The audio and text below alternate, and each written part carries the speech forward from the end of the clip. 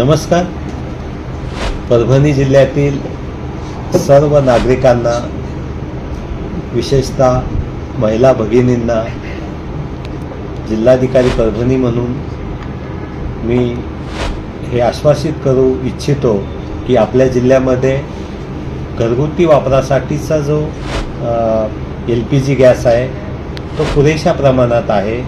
कुणीही अफवावर विश्वास ठेवू नये, घाबरून जाऊ नये. पुरेसा साठा आपल्याकडे आहे आणि प्रत्येक नागरिकाला घरगुती वापरासाठीचा जो गॅस सिलेंडर पाहिजे तो आपण देऊ शकतो. त्यामध्ये कुठलीही अडचण नाही. आपण एकदा गॅस सिलेंडर बुक केला की त्यानंतर दुसऱ्यांदा गॅस सिलेंडर हा आपण 25 दिवसानंतर बुक करायला पाहिजे, जेणेकरून हे जे गॅस वितरणाची जी चेन आहे ती अव्याहतपणे चालू राहील. आपण घाबरून जाऊन आज एक गॅस सिलेंडर बुक केला, लगेच 4 दिवसांनी केला, असं करण्याची आवश्यकता नाही. आपल्याला नियमितपणे LPG गॅस हा घरगुती स्वरूपात मिळेल. दुसऱ्या बाजूला हा जो घरगुती गॅस आहे त्याचा वापर घरगुती स्वयंपाकादी या कारणाच्या अनुषंगानेच होणं अपेक्षित आहे. व्यापारी किंवा औद्योगिक कारणासाठी याचा वापर होता कामा नये.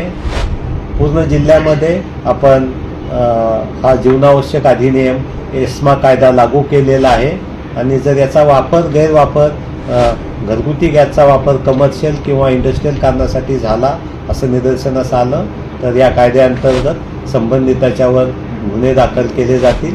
आपण भरारी पथकं नेमलेली आहेत, ज्यामध्ये तहसीलदार, पोलीस निरीक्षक आणि पुरवठा विभागाचे अधिकारी यांचा समावेश आहे.